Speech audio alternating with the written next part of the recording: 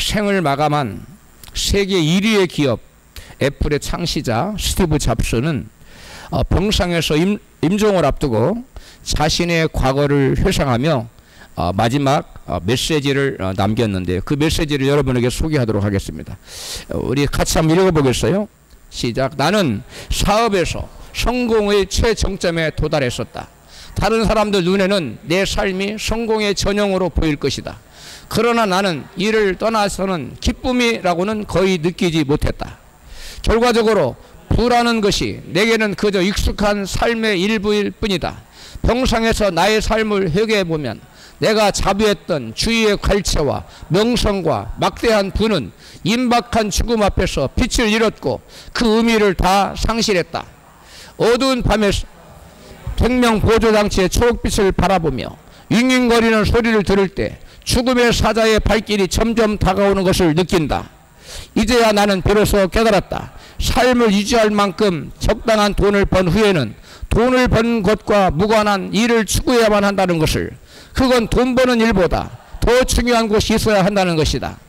그건 인간관계일 수도 있고 예술일 수도 있고 젊은 살아 시절에 가졌던 꿈일 수도 있다. 쉬지 않고 돈 버는 일에만 몰두하다 보면 결국 나처럼 뒤틀린 인생이 될 뿐이다. 신은 우리에게 재물에 가져다주는 환상이 아니라 각자의 가슴 안에 있는 사랑을 느낄 수 있는 감각을 주었다. 평생에 내가 벌어들인 재산은 가져갈 도리가 없다. 내가 가져갈 수 있는 것은 있다면 오직 사랑으로 점철된 기억뿐이다. 그 사랑의 기억이야말로 진정한 부이며 그것은 우리를 따라오고 동행하며 우리가 살아갈 힘과 빛을 가져다 줄 것이다. 사람은 수천 마일에 떨어져 있다라도 전할 수 있다. 사랑의 삶에는 한계가 없다. 현재 당신이 인생의 어느 시점에 이르렀든지 상관없이 때가 되면 누구나 인생이란 무대에 막이 내리는 날을 맞게 되어 있다. 가족을 위한 사랑과 부부 간의 사랑, 그리고 이웃을 향한 사랑을 귀히 여겨라. 자신을 잘 돌보고 이웃을 사랑하라. 이게 마지막 죽음을 앞에 두고 병상에서 세계 최고의 기업을 일군 바로 스티브 잡스의 마지막 남긴 메시지입니다. 나는 돈만 추구하다가 뒤틀린 인생, 실패한 인생을 살았는데, 이 글을 읽는 여러분들은 나처럼 살지 말고 자신을 돌보고 이웃을 사랑하며 살라는 결론적인 말로 말을 맺힙니다. 그가 인생을 돌이켜보면 회고해보면서 가장 아쉬워했던 부분이 무엇입니까? 이웃을 사랑하지 못하고 돈만을 추구하며 살았다는 거예요. 자기만을 위해서 살았다는 거예요. 그게 자기가 인생을 56년 인생을 돌이켜보니까 내가 인생을 잘못 살아도 한참 잘못 살았구나 하고 깨닫고 죽었어요. 어디 스티브 잡스 뿐입니까? 임종을 앞둔 사람들 중에 그때 내가 그 주식 샀어야 되는데, 내가 그때 그 땅을 내가 샀어야 되는데, 이렇게 말하고 죽는 사람 제가 한 번도 보지 못했습니다. 대부분 임종을 앞둔 사람이 이렇게 말해요. 목사님, 교회를 좀 더 사랑하고 더 섬겼어야 되는데, 목사님 목회에 좀 더 힘이 되어 들었어야 되는데 그러지 못해서 죄송합니다. 이렇게 대부분 말하고 죽습니다. 예수 믿는 사람들은 인생의 해가 서산에 기울었죠. 이제 막 떨어지기 때가 되었어야 사람들은 그때서 자기의 인생이 자신밖에 몰랐으며 또 이웃을 돌아보는 삶을 살지 못했다는 것을 깨닫고 깊이 후회하게 됩니다. 그러나 한 번 지나간 인생을 되돌릴 수는 없습니다. 인생의 시계를 되돌릴 사람은 아무도 없는 거예요. 그 누구에게도 두 번의 인생을 살 수 있는 기회는 주어지지 않습니다. 딱 한 번 사는 인생, 어떻게 하면 보람되고 성공적인 인생을 살 수 있을까요? 그 해답은 한마디로 예수 그리스도이십니다. 답합시다. 그 해답은 예수 그리스도시다. 베드로전서 2장 21절에 같이 읽습니다. 그리스도도 너희를 위하여 고난을 받으사 너희에게 본을 비춰 그 발자취를 따라오게 하려 하셨느니라. 아멘. 많은 사람들이 예수님께서 이 땅에 오신 목적이 우리를 죄에서 구원하시기 위해서 오신 줄만 압니다. 물론 우리를 구원하시기 위해서 오셨죠. 근데 그게 다가 아니라 오늘 조금 전에 읽은 이 말씀에 보면 예수님께서 우리에게 올바른 삶, 바른 삶, 보람된 삶, 성공적인 삶이 무엇인가를 보여주기 위해서 인생의 올바른 삶의 본을 보여주시기 위해서 예수님 이 땅에 오신 거예요. 할렐루야.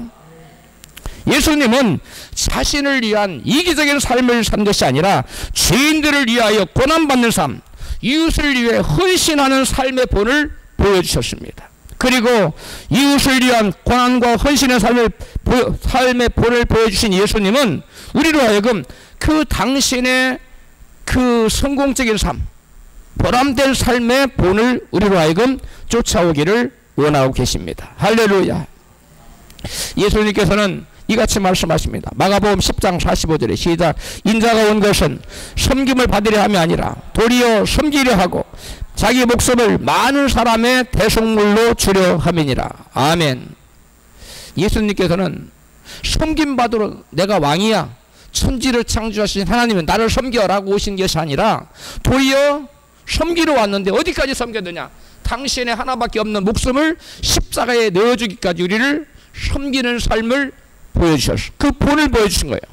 성공적인 삶은 자기를 위한 자기 중심적인 삶이 아니라 예수님의 본을 쫓아서 이웃을 사랑으로 섬기는 삶을 사는 것입니다. 할렐루야. 이게 바로 성공적인 삶, 이게 바로 바른 삶이고, 임종을 앞두고도 나는 참 하나님 은혜 가운데 복된 삶을 살았다 라고 스스로에게 말하고 자손들에게 말할 수 있는 그러한 삶인 것이, 자기 자신만을 위한 삶은 반드시 실패할 수밖에 없고 후회할 수밖에 없는 회한으로 가득한 그러한 삶이 될 수밖에 없지만, 나 자신을 비우고 이웃을 섬기며 이웃을 위한 자기 중심적인 삶이 아니라 이타적인 삶을 사는 사람에게는 반드시 보람되고 성공적인 삶의 결과가 나타나게 될 줄로 믿습니다. 본문은 예수님께서 사랑의 화목제물로 오셨다고 우리에게 증거합니다. 요한일서 4장 10절 같이 읽습니다. 사랑은 여기 있으니 우리가 하나님을 사랑한 것이 아니요 오직 하나님 우리를 사랑하사 우리 죄를 위하여 화목제로 그 아들을 보내셨음이니라. 아멘. 하나님께서 예수 그리스도를 이 땅에 보내셔서 우리 죄를 대속하게 하신 것은 하나님께서 우리를 사랑하시기 때문이었습니다. 하나님이 우리를 얼마나만큼 사랑했으면 독생자, 외아들, 하나밖에 없는 아들을 우리에게 보내주실 만큼 우리를 사랑하신 거예요. 할렐루야. 예수님은 사랑의 화목제물로 오셔서 우리 대신 피를 흘려 죽으심으로 원수관계인 하나님과 우리의 관계를 화목시켜줬어요.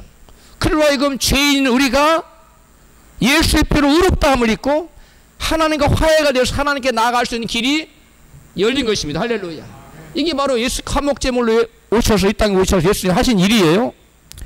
그래서 본문은 우리에게 하나님께서 우리를 사랑하신 것처럼 예수께서 너희를 사랑한 것처럼 너희도 서로 사랑하라고 이렇게 말씀합니다. 요한일서 본문 4장 11절부터 시작. 사랑하는 자들아 하나님 이같이 우리를 사랑하셨은즉 우리도 서로 사랑하는 것이 마땅하도다. 만일 우리가 서로 사랑하면 하나님 우리 안에 거하시고 그의 사랑이 우리 안에 온전히 이루느니라. 누구든지 하나님을 사랑하노라 하고 그 형제를 미워하면 이는 거짓말하는 자니 보는 바 그 형제를 사랑치 아니하는 자가 보지 못하는 바 하나님을 사랑할 수가 없느니라. 우리가 이 계명을 주께 받았나니 하나님을 사랑하는 자는 또한 그 형제를 사랑할지니라. 아멘. 이 말씀은 우리에게 놀라운 교훈을 주고 우리에게 신앙의 시금석으로 삼아야 될 중요한 말씀을 하고 있는데요. 오늘날 예수 믿는다고 교회를 다니는 수많은 사람이 있습니다. 그런데 그 중에 정말 예수를 믿는 사람은 여러분 생각처럼 많지 않다는 것이 문제예요. 그게 바로 무엇 때문에 그러느냐? 올바른 믿음을 갖지 못하고 진정한 믿음을 갖지 못하고 하나님께서 원하시는 믿음을 갖지 못하고 살기 때문에 그런 결과를 가지고 있었어요. 여기 보면 내가 가진 믿음이 과연 하나님께서 인정하시는 믿음인지 아니면 스스로가 스스로 인정하는 믿음인지를 우리에게 스스로 판단하게끔 하는 말씀을 성령으로 감동받은 요한이 우리에게 지금 말씀하고 있습니다. 우리가 형제를 사랑하면 하나님이 어디에 계신다고요? 우리 안에 거하신다는 거예요. 그리고 우리도 하나님 안에, 즉 말씀 안에 하나님 말씀을 지키면서 산다는 거예요. 보이는 형제를 내가 사랑치 않는 자가 보이지 않는 하나님을 사랑할 수 있다고요? 없다고요? 없다는 거예요. 하나는 안 보입니다. 형제는 눈에 보입니다. 형제는 그 안에 그리스도가 계신, 하나님이 계신, 하나님이 보이는 하나님이에요. 작은 예수예요. 믿는 사람은. 물론 예수 안 믿는 사람은 작은 예수가 아니지만, 그렇지라도 예수 안 믿는 사람들도 그들에게 하나님 형상을 덧입혀서 물론 하나님 형상에 깨어지긴 했지만 하나님 형상이 남아있는 하나님 자녀들이에요. 근데 우리는 이 눈에 보이는 바 형제를 사랑치 않는 자는 눈에 보이지 않는 하나님을 사랑한다고 말하는 것은 참된 말이 아니라 거짓말이라고 성경은 분명히 말씀하고 있습니다. 할렐루야. 그래서 우리가 신앙생활 할 때 우리 자신을 항상 돌아봐야 돼요. 내가 진정 하나님의 형상인 지극히 작은 자를 사랑으로 섬기고 있는가, 돌아보고 있는가. 응? 그래서 모든 범사를 행할 때 항상 죽게 하듯 하고 살면 우리의 믿음이 온전한 믿음이 될 줄을 믿습니다. 근데 저는 요즘 노력하는 게 뭐냐면 모든 사람을 대할 때 죽게 하듯 하려고 노력을 해요. 마음같이 뭐 잘 되지는 않지만 노력하고 있어요. 여러분도 모든 사람을 대할 때 주님을 대하듯 하시기를 축복합니다. 그러한 믿음을 가지고 사는 사람은 하나님 인정하시는 온전한 믿음이에요. 할렐루야. 그래서 눈에 보이지 않은 하나님을 사랑한 자는 눈에 보이는 형제를 사랑해야 되고, 그런 사람은 마땅히 형제를 사랑하는 것이 마땅하다고 성경은 말하고 있어요. 그런데 문제가 있어요. 타락한 인간에게는 무조건적으로 누군가를 사랑할 수 있는 아가페 사랑의 능력이 없다는 게 문제예요. 요한일서 4장 7절에 왜 그런지 같이 읽어봐요. 시작. 사랑하는 자들아, 우리가 서로 사랑하자. 사랑은 하나님께 속한 것이니, 사랑은 하나님께 속한 것이니, 사랑은 하나님께 속한 것이니, 사랑하는 자마다 하나님에게서 낳고 하나님을 아느니라. 사랑하지 아니하는 자는 하나님을 알지 못하나니 이는 하나님은 사랑이심이라. 아멘. 아까 사랑은 누구에게 속한 것이니라고 했어요? 하나님에게 속한 것이니. 이 사랑은 하나님께 속해 있는 하나님의 고유의 속성이라는 거예요, 이게. 그래서 타락한 인간에게는 이 하나님의 사랑의 속성이 없다는 겁니다. 여기서 말하는 하나님의 속한 사랑은 무조건적인 아가페 사랑이에요. 조건을 가리지 않고 내게 잘해주는 사람이나 나에게 해를 끼치는 사람을 막론하고 내게 이익이 되든 해가 되든 상관없이 조건 없이 사랑하는 사랑이 바로 하나님의 사랑이고 하나님께 속한 사랑이에요. 할렐루야. 반면에 우리 인간의 사랑은 어떤 사랑이냐? 조건부적 사랑이에요. 부부지간의 사랑도 엄청 뜨거운 것 같지만 조건부적이에요. 그 다음에 부모와 자식 간의 사랑도 조건적입니다. 그 어떤 사랑도 타락한 인간의 사랑은 조건적인 사랑이에요. 그래서 여러분 연예인 이름을 잊어먹었는데 부모와 전을 끊어버리잖아요. 돈 때문에. 얼마나 많잖아요. 스포츠 선수, 가수들, 여러 사람들 돈 때문에 조건이라는 게 깔려 있어요. 안 그럴 것 같지만 혈육 간의 스톨게 사랑이라는 게 있어요. 혈육 간의 사랑이에요. 우리 한국말이나 영어는 사랑이 하나예요. 러브. 사랑 하나예요. 그리고 헬라어는 사랑이 네 가지예요. 하나는 혈육 간의 사랑, 어떤 사랑이에요? 스톨게 사랑. 그 다음에 친구들 간의 우정의 사랑, 그게 뭐예요? 필로의 사랑. 그 다음 이성 간의 사랑을 뭐라 그래요? 에로스 사랑. 그 다음에 하나님의 무조건적인 사랑, 인간이 할 수 없는 사랑, 인간에게, 자연인에게는 없는 이 사랑, 하나님에게만 있는 사랑, 그것을 어떤 사랑이라고 그래요? 아가페 사랑이라는 거예요. 우리 아가페 사랑은 우리 인간에게 없어요.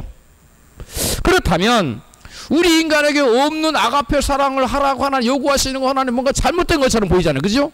우리 인간이 할 수 없는 건데 인간의 한계를 넘어서는 아가페 사랑 하나님 하라고 요구하는 거 하나님이 잘못된 것처럼 생각할 수 있어요.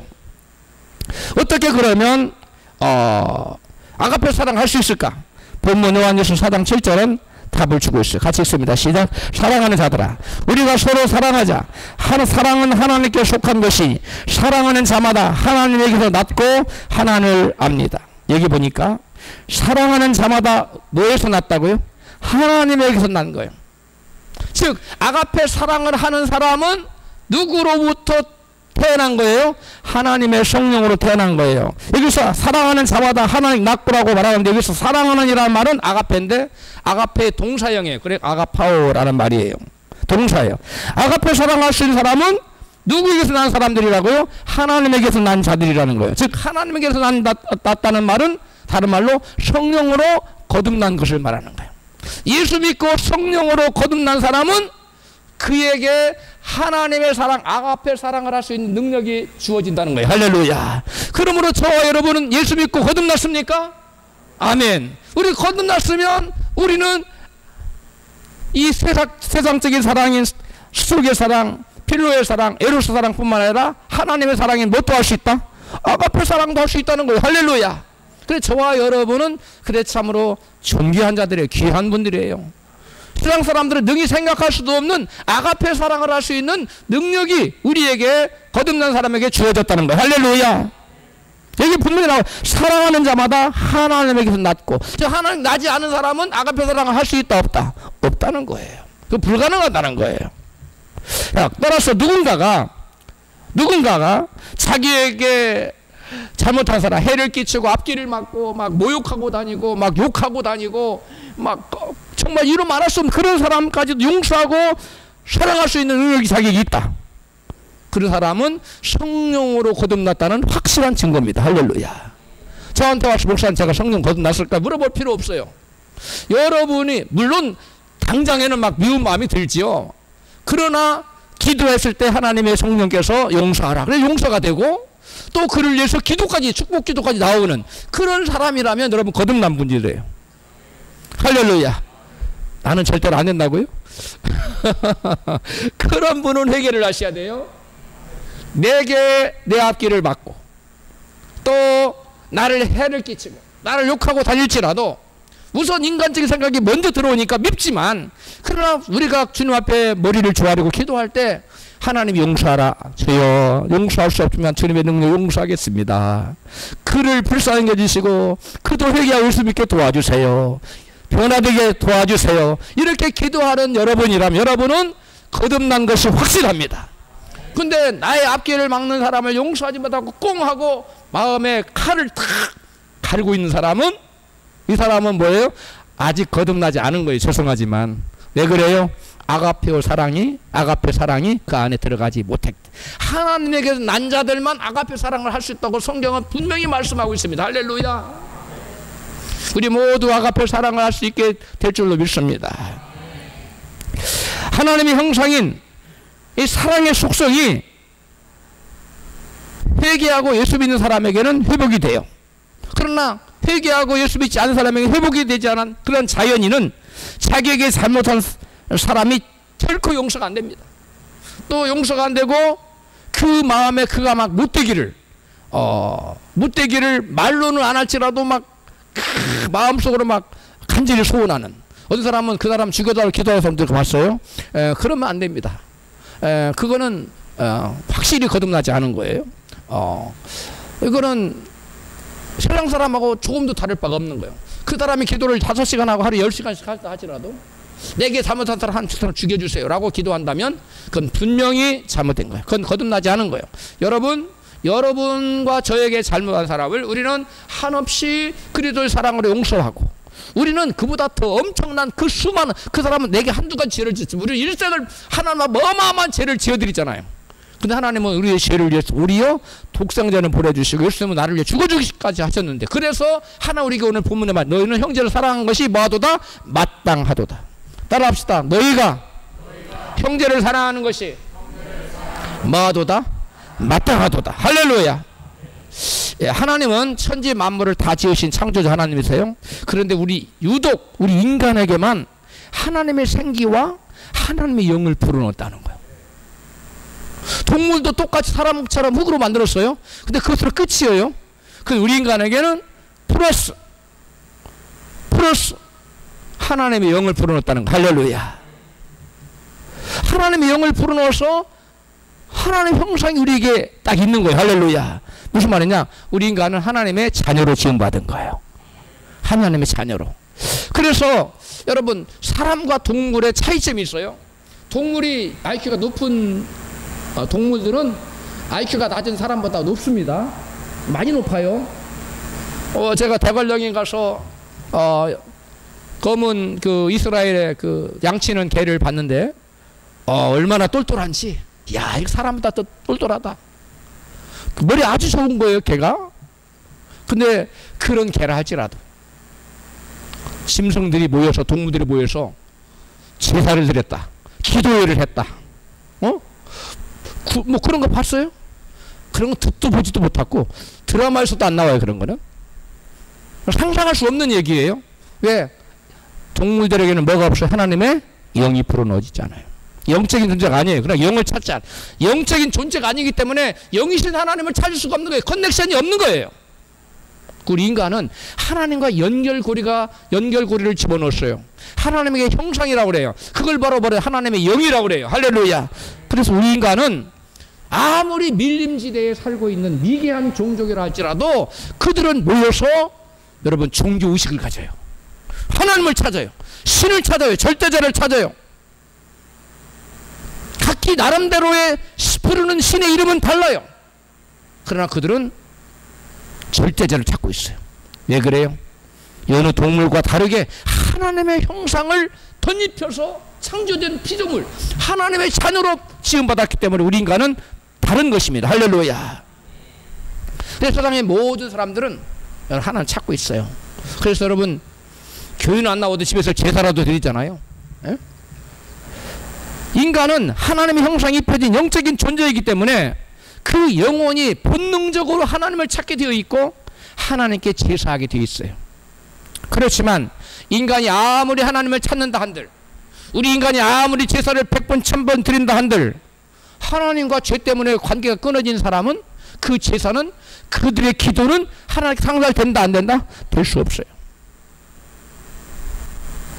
그래서 우리 인간은 참으로 절망적인 존재인 거예요.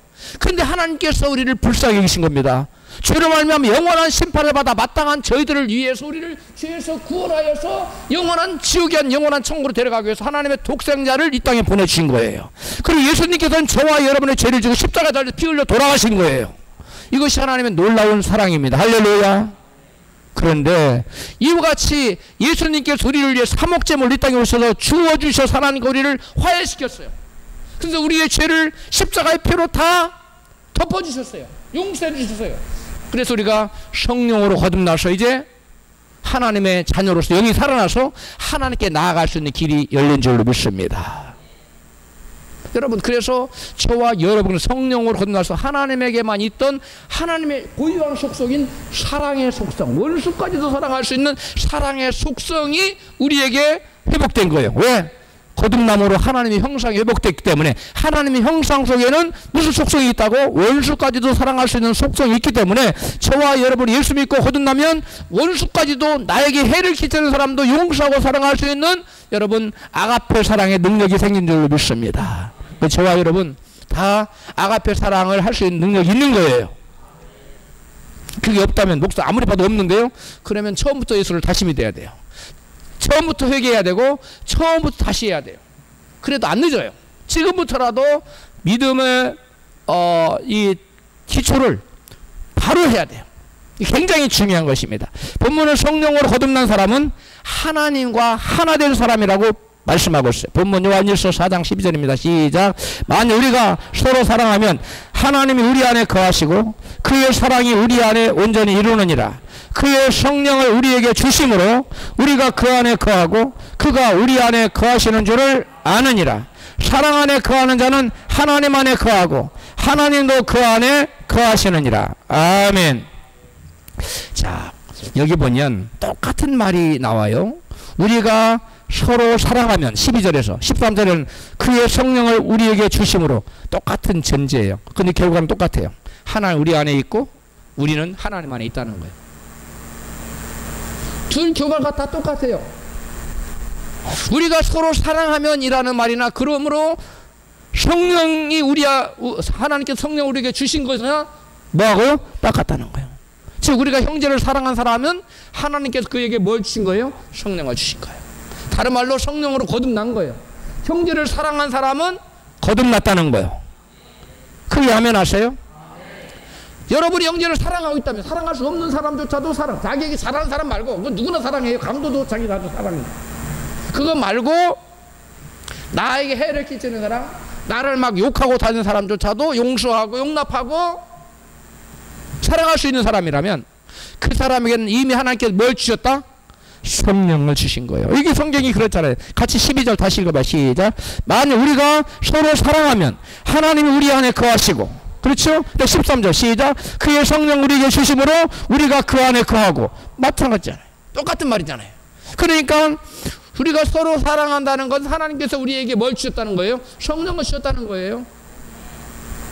깨달아졌으면 아멘 합시다. 그러므로 내가 형제를 사랑하지 못한다는 말은 내 안에 아직 성령이 임하셨다 안 오셨다? 안 오신 거예요. 종교적인 믿음을 갖고 있는 거예요. 여러분 종교적인 믿음도 대단한 열정을 갖고 있습니다. 여러분 속으면 안 됩니다. 요즘 세계 교회 종교형이 교회를 뒤덮어버리고 있어요. 그래 진정한 믿음이 아닌 가짜 믿음, 종교적인 믿음을 가지고 자기가 진짜 믿음인 줄 알고 속고 있어요. 여러분 조생종 콩과 만생종 콩은 겉으로 보기 똑같아요. 전문가도 못 고른다고 그래요.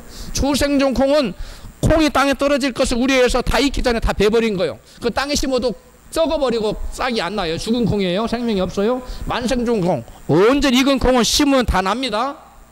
여러분 그래서 콩나물 콩은 조생종 콩으로 해야 되겠어요? 만생종 콩으로 해야 되겠어요? 만생종으로 해야 콩나물이 나는 거예요. 여러분 계란도 우리 저기 지금 닭 키우고 있는데 우리 계란은 다 유정란입니다. 그런데 무정란도 있어요. 무정란 아무리 계란이 21일이 아니라 211을 품고 있어도 안 나요. 병아리가 안 나와요. 죽어버려요. 생명이 있기 때문에 그래요. 사람도 똑같은 사람 같지만, 똑같은 교회 나온 사람 같지만, 이 중에 우리 교회는 거의 100%라고 제가 믿습니다만은, 거듭났다고 봅니다만은, 그렇지 않은 사람에게는 하나님의 영이 없는 거예요. 성령이 씨앗이 없는 거예요. 생명의 씨가 없는 거예요. 그래서 성령이 그 안에 안 계신다는 거예요. 제가 지금 이 부분에서 많은 시간을 할애하고 지금 계속 얘기하고 있어요. 형제를 사랑하지 않는 사람은 그 안에 성령이 주어졌다 안 주어졌다? 안 주어졌다고 성경은 분명히 말씀하고 있어요. 그럼 여러분이 자신을 속이지 말고 내가 진정으로 나에게 잘못한 사람을 용서하고 있는가? 품고 있는가? 처음에 물론 울컥 화가 나서 며칠간 미워할 수 있어요. 근데 끝까지 그 사람 미워한다. 그거는 성령이 그 안에 안 계신 거예요. 성령이 그 안에 계신 사람은 절대 그럴 수 있다 없다? 이게 불가능한 겁니다. 할렐루야. 여러분 본문 요한일서 4장 12절 13절 16절 우리가 그 다음에 16절 시작. 사랑 안에 거하는 자는 하나님 안에 거하고 하나님도 그 안에 거하시느니라. 여기서 12절 13절 16절을 세 번이나 반복해서 강조하는 사실이 무슨 말이에요? 성령받아 거듭난 사람은 하나님의 사랑의 형상을 회복한 사람으로서 하나님과 하나 되어서 형제를 조건 없이 사랑하게 된다는 거예요. 막 내가 형제를 사랑해야지 막 해서가 아니라 그 안에 하나님의 영이, 하나님의 영은 그 속성이 뭐예요? 아가페 사랑할 수 있는 속성 갖고 있기 때문에 사랑할 수 있다는 거예요. 할렐루야. 석유왕이 록펠러죠. 역대의 세계 역사에서 가장 부자입니다. 지금까지도 록펠러를 따라잡을 사람이 없어요. 빌 게이츠 뭐 게임도 안 돼요. 몇 배예요. 그런데 록펠러 다음으로 역대의 두 번째 부자가 있어요. 그 사람 보면 강철왕 앤드류 카네기예요. 이 앤드류 카네기의 일화가 참 많은데요. 그 중에 오늘 설교 본문하고 매치가 되는 예화를 하나 소개해드립니다. 그가 젊은 시절에 공장에서 일했던 젊은 시절에 밥이라는 동료가 있었어요. 근데 그 밥이라는 동료는 굉장히 게을렀어요. 게을러서 열심히 일하는 이 카네기를 늘 못마땅히 여겨서 막 막말을 쏟아붓고 욕을 하고 막 그랬어요. 하루는 이 밥이라는 그 동료가 카네기에게 폭행을 행사했어요. 그러니까 카네기가 가만 앉아서 봐줄 수 없으면 같이 싸웠어요. 그 이후로 이 게으른 밥이는 공장에서 쫓겨나게 됐어요. 이 돈이 떨어진 바비는 카네기 집에 와서 카네기 어머니를 속이고 돈을 훔쳐갔어요. 이 사실을 안 카네기가 바비 집을 찾아갔습니다. 근데 그 바비 집이 얼마나 누추하고 또 홀로 된 어머니가 계시는데 그 어머니가 눈이 멀었어요. 그 어머니가 카네기에게 말해요. 우리 바비의 직장 동료라고요? 바비는 불쌍한 아이입니다. 부탁드립니다. 잘 좀 도와주세요라고 간청을 했어요. 바비 어머니의 간청에 이 카네기는 바비를 돕기로 마음이 결심합니다. 그리고 그는 공장장을 찾아가서 바비를 다시 써달라고 부탁을 했어요. 보통 사람 같은 그렇게 하겠어요? 아가페 사랑이 그 안에 없으면 이렇게 하겠어? 자기 막 폭행을 행사하고 돈도 훔쳐가고 그런 사람인데? 그러나 공장장은 고개를 가로질렀어요. 이 게으른 사람을 내가 다 쓸 수 있냐 그러면서. 카네기는 친구 이 직장 동료 바비를 위해서 자신이 인정받고 일했던 그 공장에서 합의를 냈어요. 그리고 바비와 함께 일할 곳을 막 찾아다녀서 그들은 함께 어느 공장에 수익을 하게 됐고 바비는 칭찬받는 사람으로 변화됐어요. 사랑을 받고 격려를 받고 인정을 받으니까 카네기로부터 그 게으른 바비가 부지런한 사람으로 바뀌었다는 거예요. 할렐루야. 자기 유익만을 구하지 않고 이웃을 사랑한 아가페 사랑을 실천한 이 믿음의 사람, 이 카네기는 믿음이 아주 좋은 사람이었습니다. 카네기를 우리 하나님은 역대 제2위의 부자로 세우셔서 아주 복되게 사용했습니다. 이 카네기는 신앙이 돈독한 사람이었는데 그는 하나님의 놀라운 축복을 받고 굉장히 어려운 어린 시절을 지났어요. 이게 하나님이 복을 주는 원리를 깨달았어요. 근데 이 사람은 학문이 짧아요. 가방끈이 짧아서 자기가 하나님으로부터 터득한 놀라운 축복의 법칙을 사람들에게 좀 알리고 싶어. 그래서 자기만 이렇게 하나님께 복을 받고 사는 것이 아니라 많은 가난하게 사는 사람들을 좀 부유하게 살고 성공적인 인생을 살게 하고 싶어. 구두쇠처럼 돈만 많이 벌고 일칠패한 인생 그것도 아니고 또 너무 또 가난한 사람 그건 아니다. 하나는 진정한 축복을 사람들에게 받게 하고 싶다라고 생각을 했어요. 그래서 책을 쓰기로 결심했는데 자기가 책 쓸 실력이 없는 거예요. 그래서 그 사람이 수많은 사람들에게 이 하나님의 놀라운 이 축복의 법칙이 있다. 아무에게나 하나님 축복을 주는 것이 아니라 이러이러한 조건에 받는 사람은 축복하신다. 반드시 된다. 라는 것을 설명하고 이것을 연구해 보겠느냐고 사람을 수백 명을 만났는데 자기 뒤에다가 딱 60초 1초 만에 결단할 수 있는 사람을 뽑은 거예요. 그때 나폴레옹 힐이라는 유망한 기자가 57초 만에 내가 해보겠습니다. 근데 그 당시에 억만장자인 카네기가 돈 한 푼도 안 주는 거예요. 자기 사비를 벌여서 그래서 20년 동안 연구합니다. 세계의 정말 성공적인 세계의 정치계의 모든 계통의 지라성 같은 사람들을 여러분 찾아서 만 500사람을 이상을 만나요.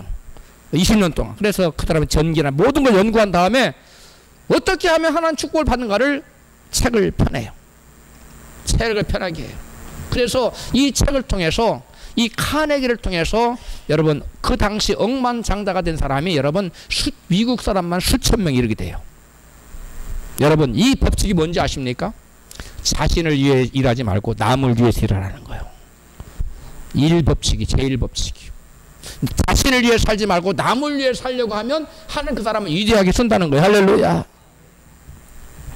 우리를 위해 목숨까지 주시며 사랑하신 예수님은 이 우리에게 내가 너희를 사랑같이 너희도 서로 사랑하라고 요한복음 13장 34절에 말씀하고 있어요. 이런 주님 모습을 닮아 카네기처럼 사랑할 수 없는 사람까지도 모두 사랑하여 사는 것이 성공적인 삶의 비결이고 보람된 인생을 사는 비결인 것입니다. 믿으시면 아멘 합시다. 사도 요한은 이렇게 말씀합니다. 요한 1서 3장 10절입니다. 시작. 하나님의 자녀들과 마귀의 자녀들이 나타나나니 그 형제를 사랑치 아니하는 자는 하나님께 속하지 아니하니라. 아멘. 여기서 형제를 사랑한다는 말은 조건 없는 그리스도의 사랑으로 예수님처럼 사랑할 수 없는 사람조차도 사랑할 수 의미합니다. 예수님은 너희를 사랑하는 예수님은 마태복음 5장 46절에 같이 시작. 너희가 너희를 사랑하는 자를 사랑하면 무슨 상이 있으리요? 세리도 이같이 아니하느냐라고 말씀합니다. 여러분 나를 사랑하는 사람은 세리 이스라엘에서 가장 저기 취급받는 인간이야 취급받는 세리였어요. 세리도 오늘날 살인 강도도 자기 자식을 사랑한다는 거죠. 그러면 그 사람들과 우리 달라야 되는데 우리는 그런 사랑이 아니라 어떤 사랑? 나에게 해를 입히는 사람조차도 용납하고 사랑할 수 있는 사랑을 가져야 되잖아. 할렐루야. 사도 바울은 무조건적인 사랑이 아닌 그 어떤 것도 유익이 없다고 말씀합니다. 고린도서 13장 1절 우리 다 같이 시작. 내가 사람의 방언과 천사의 말을 할지라도 사랑이 없으면 소리나는 구리와 울리는 괭가리가 되고 또 산을 옮길 만한 모든 믿음이 있을지라도 사랑이 없으면 내가 아무것도 아니요 내가 내게 있는 모든 것으로 구제하고 또 내 몸을 불사르게 내어줄지라도 사랑이 없으면 내게 아무 유익이 없느니라. 아멘. 내 몸을 불사르게 내어줄지라도 그 정도로 내게 있는 모든 구제 그게 사랑이 아니고 뭡니까? 라고 말할 수 있어요. 그런데 그런 내 몸을 불사르게 내어줄지라도 내게 있는 모든 것을 가지고 구제를 할지라도 그 숨은 동기가 따로 있을 수 있다는 거예요. 표면적인 사랑 뒤에 뭔가 자기 의를 나타내기 위해서 또는 이기적인 어떠한 숨은 동기가를 가지고 자기의 모든 것으로 남을 구제할 수 있다는 거예요. 그런 사랑은 이런 무조건적인 아가페 사랑이 아니라는 거예요. 그래서 유익이 없다는 거예요. 진정으로 우리에게 유익이 되고 이 땅에서 사는 인정받고 사랑을 받고 영원한 나라의 상을 받으려면 이기적인 동기가 아니라 무조건적인 사랑을 할 때 그것은 다 하나님께 인정을 받고 축복으로 어카운트도 계산된다는 것입니다. 할렐루야. 네. 그러면 하나님의 조건 없는 아가페 사랑의 특성은 뭘까요? 어떻게 하는 것이 아가페 사랑인가? 고린도서 13장 4절부터입니다. 시작.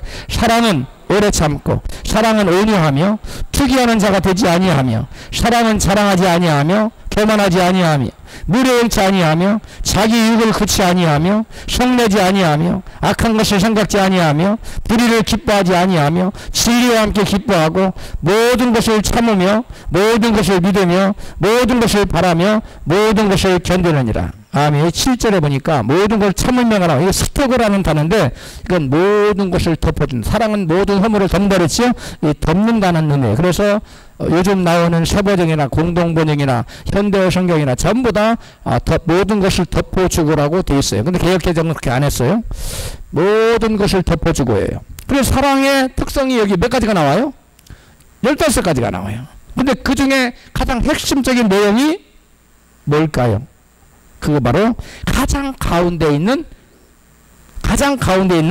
그 말이에요. 자기의 유익을 굳이 아니하며. 사랑의 아가페 사랑의 특성이 뭐라고요? 자기의 유익을 굳이 아니하는 거예요. 왜 목사님 15가지 중에 왜 그걸 뽑았습니까? 제가 뽑은 게 아니에요. 이스라엘 사람들의 문학 기법이에요.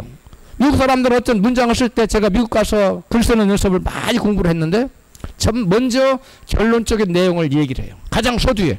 그리고 왜 그런지를 설명해요. 미국 사람들은. 한국 사람은 어떻게 하냐? 이유를 쭉 설명해. 난 그래서 이렇다 결론을 내려요. 마지막에 우리나라는 미국알식이에요. 미국 사람은 두괄식이고. 그러면 유대인들 어떻게 하느냐? 가장 핵심적인 문장 중간에 놓아요. 그래서 이 15가지 중 가장 중간에 어디냐면 모든 것을 참으며예요. 자기 유익을 굳이 아니하며예요.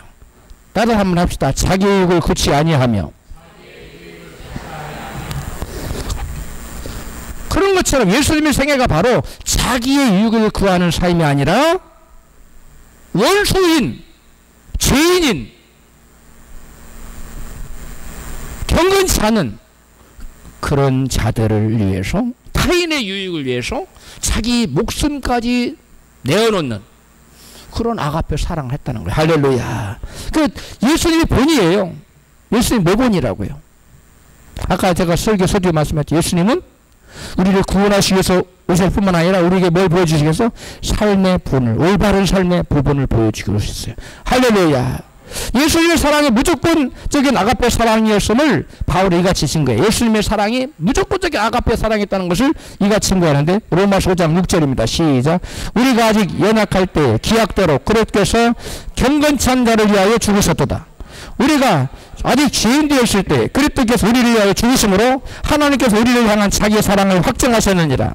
곧 우리가 원수 되었을 때 그 아들의 죽으심으로 하나님과 화목되었은즉 그의 살으심을 인하여 구원을 얻을 것이니라. 아멘. 여기 보니까 우리가 아직 연약하여 경건치 않을 때, 우리가 아직 죄인 되었을 때, 우리가 하나님과 원수 사이일 때, 이게 사랑의 대상이 아니잖아요. 이게 전혀 사랑의 대상이 아닌데, 그럼에도 불구하고 하나님은 당신의 독생자를 보냈고, 예수님은 당신의 목숨을 십자가에 내어놓고 못 박혀서 피 흘려 죽으셨다는 거예요.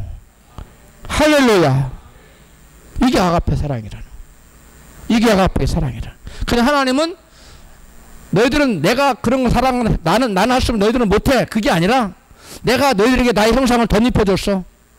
내가 십자가 달려서 너의 모든 죄를 사해주고 너희들 성령으로 거듭나게 사는 형상을 덧입혀줬으니까 나의 사랑의 속성이 너에게도 들어간 거야. 그러므로 너희들도 나처럼 사랑할 수 없는 사람을 뭐 해야 된다?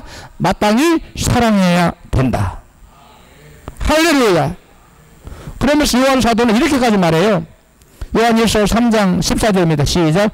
우리가 형제를 사랑하면 사망에서 옮겨 생명으로 들어간 줄을 알거니와 사랑치 아니하는 자는 사망에 거하느니라. 우리가 사망에서 옮겨 생명으로 들어가는 그 뭘로 말미암아? 형제를 사랑함으로. 아까 형제를 사랑하는 것자에게 뭐가 오신다고? 성령이 주어진다고 그랬죠. 같은 말이에요. 계속 같은 말을 이렇게 저렇게 우리가 알아듣기 쉽도록 이해를 돕기 위해서 계속 다른 표현을 써가면서 얘기하는 거예요. 우리가 형제를 사랑함으로 사망에서 옮겨 생명으로 들어갔다는 거예요. 사랑치 아니하는 자는 뭐하게 거하느니라? 사망에. 그 다음에 15절 시작. 그 형제를 미워하는 자마다 살인하는 자니 살인하는 자마다 영생이 그 속에 거하지 아니하는 것을 너희가 아는 바라. 16절. 그가 우리를 위하여 목숨을 버리셨으니 우리가 이로써 사랑을 알고 우리도 형제들을 위하여 목숨을 버리는 것이 마땅하니라. 아멘. 사도 요한은 성령의 감동으로 이렇게 말해요. 예수께서 우리를 죽기까지 사랑하셨으니까 너희도 형제를 위해서 죽기까지 사랑해야 된다는 거예요. 이 요한일서 3장 16절 말씀 때문에 우리도 형제를 위하여 목숨을 버리는 것이 마땅하도다 이 말씀 때문에 수많은 하나님의 종들이 자기가 거기 선교지에 가면 당연히 죽어. 가는 자마다 다 죽었어. 근데 하나님 성령이 가라고 그래. 자기도 가면 죽어. 죽을 줄 번연히 알면서도 가서 복음을 전하다 죽은 사람이 인류 역사상 부지기수로 많아요. 바로 자기가 죽을 줄 뻔히 알면서도 그리스도 예수의 사랑을 전하기 위해서, 예수님의 그 팔자체를 쫓기 위해서, 이 말씀에 순종하기 위해서, 형제들을 위하여 목숨을 하는 것이 마땅한데 이 말씀에 순종하기 위해서 자기도 목숨을 버리러 가는 사람이 수없이 많다는 거예요. 할렐루야. 저와 여러분에게도 가라 그러면 가야 돼요. 저는 가라 그러면 갑니다. 우리 여러분도 다 가라 그러면 갈 줄로 믿습니다. 대답을 안 하면 집에 가서라도 하면 하세요. 여러분, 수많은 순교자들이 나왔던 것은 그들이 죽을 줄 모르고 간 게 아니라 죽을 줄 알고 갔어요. 가면 죽는다. 그러나 우리도 형제들을 위하여 목숨 버리는 것이 마땅하다고 하는 말씀, 이 말씀에 순종하기 위해서 그리스도께서 내게 보이신 그 삶의 본을 쫓아가기 위해서 그런 삶을 살다가 선교지에 순종한 사람이 부지기수로 많다는 거예요. 할렐루야. 사도 요한은 하나님께 독생자를 보내주신 이유를 이같이 증거합니다. 요한일서 4장 9절입니다. 시작. 하나님의 사랑이 우리에게 이렇게 나타난 바 되었으니 하나님이 자기의 독생자를 세상에 보내심은 저로 말미암아 우리를 살리려 하심이니라. 아멘. 하나님께서 우리 사람들에게 은혜를 주신 것은, 그리고 하나님 우리에게 복을 주신 그 이유는 모두 다 하나님을 사랑하시기 때문에 그런 거예요. 하나님을 사랑하시기 때문에 우리에게 은혜를 주시고 우리 사람들을 사랑하시기 위해 우리에게 복을 주신 겁니다. 할렐루야. 하나님께서 죄로 인해 죽었던 우리 영혼을 다시 살리셔서 하나님의 형상을 다시 회복시켜 주시려고 우리에게 독생자를 보내주신 거예요. 이제 예수 믿고 그 영혼이 거듭난 사람은 하나님의 사랑의 형상을 회복하여 하나님의 아가페 사랑을 할 수 있는 능력이 생기게 된 줄로 믿습니다. 그런데 예수를 믿는다면서도 여전히 자기중심적이고 이기적이며 이웃을 사랑하지 않는다면 진정한 믿음이라고 할 수 있을까요? 요즘 드라마, 대중가요, 또 영화에 사랑이라는 말로 이렇게 홍수를 지르고 있어요. 그럼에도 불구하고 현대인들은 여전히 사랑에 굶주려 있습니다. 왜 이처럼 사람들은 사랑을 갈구하고 있을까요? 사람은 사랑받고 그리고 사랑하며 살도록 지어진 존재이기 때문에 그래요. 할렐루야. 하나님은 무엇이시라? 사랑이시라. 하나님의 본성이 사랑이에요. 우리가 하나님의 형상을 덧입었어요. 그래서 우리는 하나님의 사랑을 받고 사랑이신 그 자체이신 하나님도 사랑을 받고 그 사랑을 나눠주며 살도록 지음받은 존재예요. 할렐루야. 그래야 우리 인간이 만족하게 되고 참된 행복을 누리게 되어 있는 거예요. 여러분, 뭔가를 남에게 받을 때 기뻐요? 줄 때 기뻐요? 예, 받을 때도 기쁘지만 줄 때가 훨씬 더 기쁜 거예요. 그것을 아는 사람은 자꾸 베풉니다. 우리가 진정으로 누군가로부터 사랑을 받을 때는 참된 행복을 느끼지요. 그런데 우리가 누군가를 진정으로 사랑해 줄 때는, 사랑을 베풀 때는 그보다 더 큰 행복을 느끼며 살게 돼 있어요. 할렐루야. 이것이 하나님께서 인간에게 부어놓은 본성이에요. 본성. 본능적으로 우리 인간은 남을 사랑할 때 행복하게 돼 있어요. 근데 마귀는 우리에게 속삭이죠. 남의 있는 것을 네가 뺏어야 네가 행복해. 네가 부자가 되는 거야. 뺏으라고 자꾸 그래요. 그 마귀 음성을 들으면 망하는 거예요. 바로 스티브 잡스가 그런 인생을 산 거예요. 자기만을 위해서 한없이. 그 스티브 잡스가 이것을 설교하기 위해서 스티브 잡스를 많이 연구를 했어요. 많은 글을 읽어봤다고요. 근데 면접 온 사람한테 면박을 주고 이루 말할 수 없는 모욕을 주고 막 그랬더라고요. 그 사람한테 막 이상한 말을 하면 그 의성어 막 그러면서 모욕을 하고 막 이렇게 살았어요. 그 사람이 불교 신자였더라고요. 스티브 잡스가.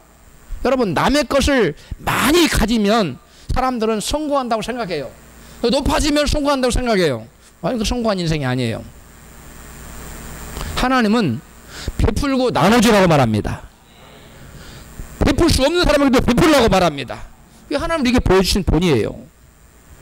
자, 여러분, 인간은 하나님의 사랑을 받고 이웃을 사랑하며 살도록 지어졌기 때문에 하나님의 사랑을 받지 못하고 이웃을 사랑하지 않는 사람은 실패한 인생입니다. 그렇다면 예수 그리스도의 십자가의 크신 사랑을 입은 우리는 어떻게 살아가야 보람되고 복된 인생이 될까요? 바로 예수님처럼 나의 유익을 추구하지 않고 하나님의 영광과 이웃의 유익을 위해서 사랑으로 섬기는 삶을 사는 것이 바로 복된 인생이에요. 할렐루야. 여러분, 하나님의 아게페 사랑을 전하는 이 복음은 자기 성취가 아니라 자기를 부인하고 십자가를 치라고 요구합니다. 십자가가 세상 사람들에게 미련한 것처럼 보이죠. 믿는 우리는 하나님의 능력이라고 말씀하고 있어요. 그러나 우리 인간의 본성은 십자가를 본능적으로 싫어합니다. 왜 그래요? 죄성 때문에 그렇습니다. 특히 오늘 이 세대는 극도로 자기 유익만을 추구하는 자기 중심주의 시대에 살고 있어요. 뉴욕대학교 심리학 교수인 필 비츠는 이런 말을 했어요. 현대의 가장 무서운 종교가 있다면 자기 숭배의 이단이다. 자기를 숭배하는 것은 뭐라고요? 이단이에요. 자기 숭배도 역시 종교예요. 근데 이단의 종교예요. 자기 숭배는 어디서 비롯됐습니까? 사단에게서. 사단은 에덴 동산에 있는 하와에게 너도 이 선악을 알게 한 나무를 따먹으면 너도 누구처럼 될 수 있다? 하나님처럼 될 수 있다고 유혹했어요. 사단의 유혹에 넘어간 아담으로서는 스스로 자기가 하나님 자리에 앉으려고 그래요. 그게 자기 숭배예요. 여러분, 많은 사람들이 하나님 자기를 더 사랑해. 그거 당연한 거 아닙니까? 천만의 말씀. 이게 자기 숭배예요. 하나님도 나를 앞세우면 안 돼요. 많은 사람들이 여기 걸려서 신앙 넘어가지를 못해요. 예수님 말씀하면 누구도 나를 쫓고자 하는 자기를 뭐하고? 부인해. 나를 부인해야 돼요. 하나님은 너를 내려놓으라는 거. 그러면 네가 산다는 거야. 할렐루야. 여러분, 애플을 창업한 세계 1위의 기업으로 성장시킨 소위 성공의 대명사인 스티브 잡스가 여러분 자기가 인생의 주인 되어서 자기가 왕처럼 자기가 하나님처럼 살며 살았지만 죽을 때 깨달았죠. 아, 내가 잘못 살았구나. 이렇게 사는 게 아니었는데, 이웃을 사랑하면 좀 사랑하며 살았어야 되는데 왜 돈만 추구했지? 왜 나만 생각했지? 이걸 뼈저리게 느끼고 회한으로 가득 찬 마음 가운데 인생을 마쳤잖아요. 그렇다면 우리는 어떻게 성공적인 삶을 살 수 있을까요? 그것은 나만을 위한 이기적인 삶이 아니라 이웃을 위한 이타적인 삶으로 삶의 중심이 바뀌어야 돼요. 할렐루야. 하나님께 받은 사랑과 은혜를 가지고 자기만을 위해 살면 반드시 실패한 인생이 됩니다. 그 사람은 반드시 실패해요. 세상적인 실패를 말하는 게 아니에요. 하나님께 받은 사랑과 은혜를 가지고 하나님과 이웃을 섬기며 사랑하며 살면 반드시 성공적인 인생이 됩니다. 할렐루야. 예수님께서는 우리에게 이같이 말씀하세요. 요한복음 13장 34절 시작. 새 계명을 너희에게 주노니 서로 사랑하라. 내가 너희를 사랑한 같이 너희도 서로 사랑하라고. 아가페 사랑은 인생에게 최고의 양약이요 최고의 보약입니다. 사랑할 수 없는 사람까지도 사랑하는, 무조건으로 사랑하며 사는 복된 인생이 되시기를 주 이름으로 축원합니다.